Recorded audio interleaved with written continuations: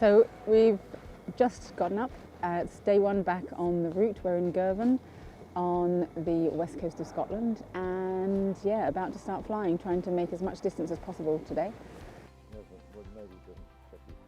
I'm just hoping that everything is now going to run smoothly, with a few modifications, but prepared for it not to. So yeah, it's hard to say I'm fully excited like I would be if it was just going for an ordinary flight where I had 99% complete faith in the motor. I don't. So a little bit apprehensive, but and running through lots of scenarios in my head about what might go wrong and what to do about them. So yeah, hopefully that joy of flying will come back with time.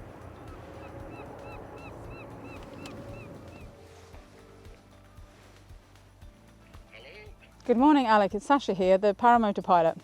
How you doing? Very good, thank you. And I'm also back in the area, hoping to restart again, and wondered if you minded if we took off from your field again. I haven't gone to have a look to see if anything started growing, but... No, you're all right. It's not that far yet. Okay, super. Thank you very much. We'll be back, we'll be there shortly. No worries, that'll do. I'll likely see you about. Okay, super. Thank you very much. No worries, thank you. Bye.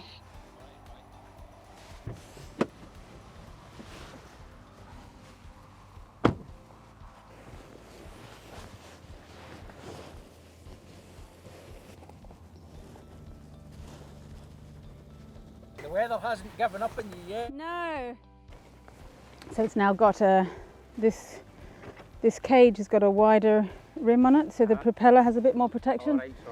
No, it wasn't. It was causing it, but it was one of the issues that when you're doing a forward launch, you pull the lines on the wing, pull back on the frame. So I was also really nervous of it.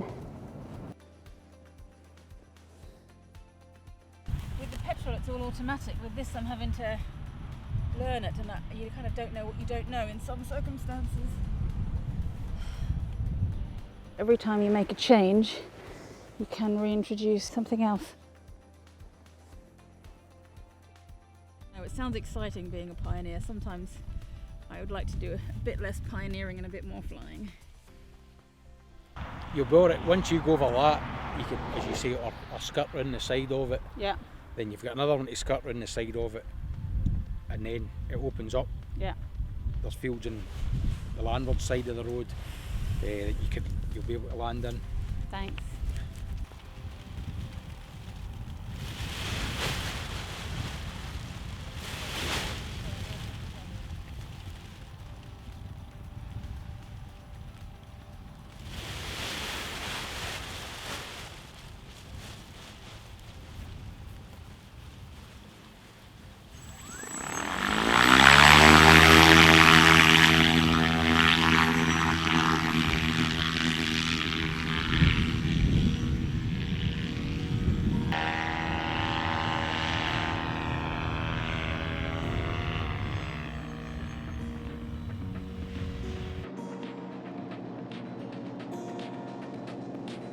Aye, got the job done.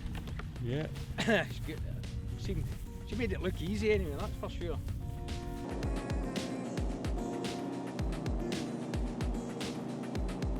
But we are back on track, taking off, and should have a beautiful flight along the coast today. Yeah, modifications to the motor, they're working really well.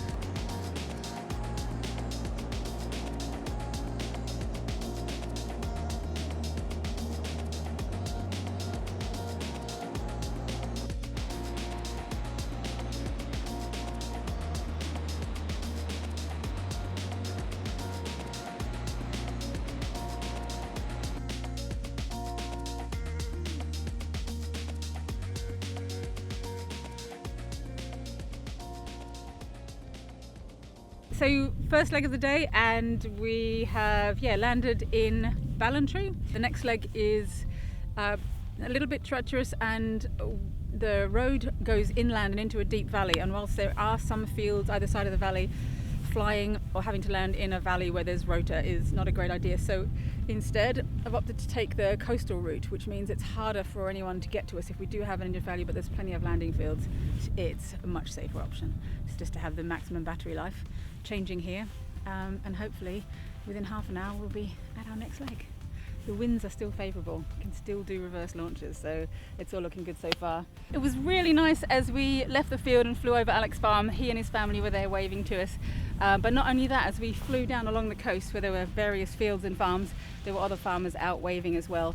And so I know that Alex has emailed farmers along this stretch, but also asked the NFU to email out to farmers who are all along our journey all the way down into Cumbria, to let them know that we're on our way. So yeah, getting all this support already from local farmers, but also even the NFU, says that everybody is up for climate action. So it's really inspiring. It makes that 35 kilo motor somehow feel much lighter.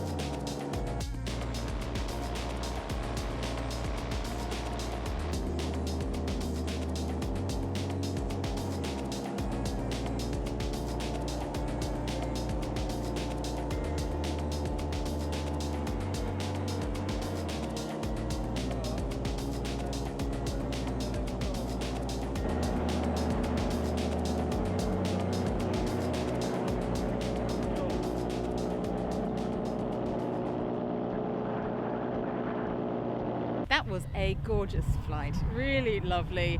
We kind of read it quite well, got lift in a lot of places and easily made it to Treharne, which is nice. It's not so nice. I've realised why I have this burn on my hand.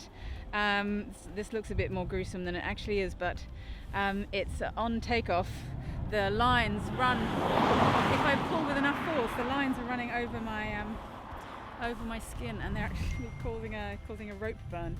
So I'm going to have to change the technique there somewhere, or wear my gloves. It's just too hot at the moment. Who would have thought? Scotland, it's too hot to fly with gloves.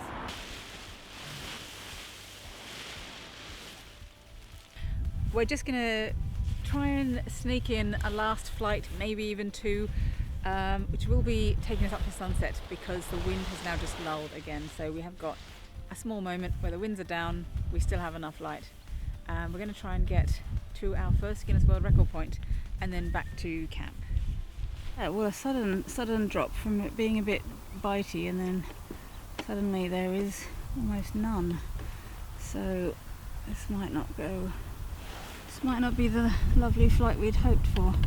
When there's so little wind like now, you really need to do a forward launch, and I don't really want to do a forward launch with this motor because it's got an extremely long and thin propeller, and when you're taking off forward, the lines of the paraglider push against this and are deforming the cage slightly, and that's how this cage was designed. But with a very long prop, on takeoff you get the deformity of the cage, and if there's any propeller at the time, it actually bends enough to hit the cage. So I've earlier this morning slightly chipped the back of the propeller on the cage, and yeah, it's pretty hard to avoid it.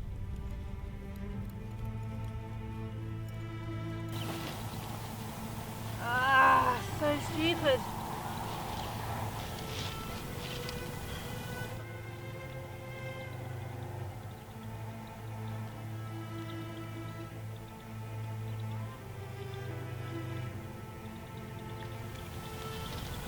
That's it. I cannot see a way that I can take off. I'm so sorry.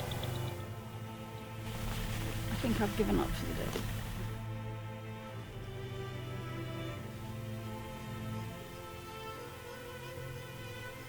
Sorry, Dan. You really had to get out of here by tonight. It's a tiny window in the night.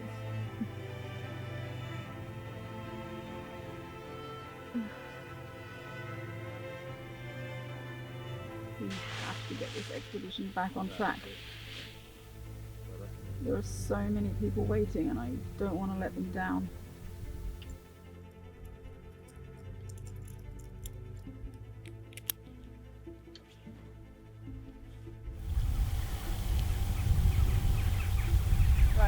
running down the hill.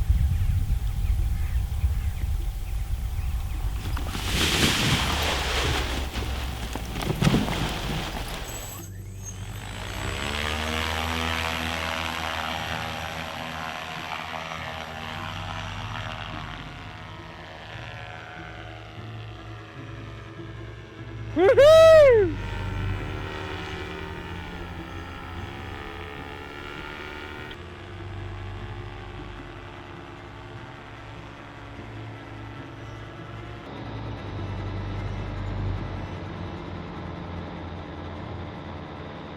It's 10:25 and we have just landed on top of a plateau in a bit of a valley with lots of kind of bumpy fields. But it was great to fly because I was incredibly nervous about the last takeoff. My forward launches have all ended in disaster, semi-disaster. Let's not be too dramatic about this. And I was really worried, especially at the end of the day, being tired, having a wet wing, wind switching around, that it wouldn't go to plan. And I had more than just this flight to risk. If I stuff up and break the paramotor, we're back at square one. But all went well, despite landing on a plateau in a valley near dark, surrounded by midges and with the fog coming in. Good flight. So it's been a really interesting first day back on the road, back in the air.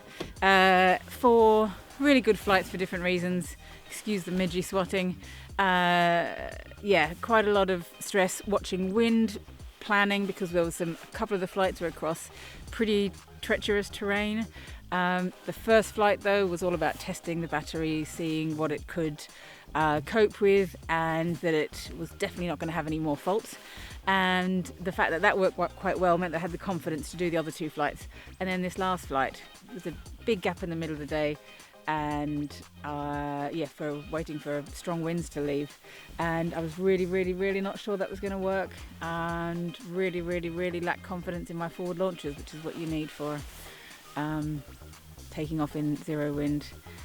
Forward launches, and forward launch, wet wing, tired, angry, had completely lost confidence in myself. The perfect combination for a great flight, but as it happened, it all went well. So end of a good day. We've hit the first Guinness World Record point, which was a major marker. Haven't quite made it to a campsite, but a good day, more progress than we've made before. So all going well.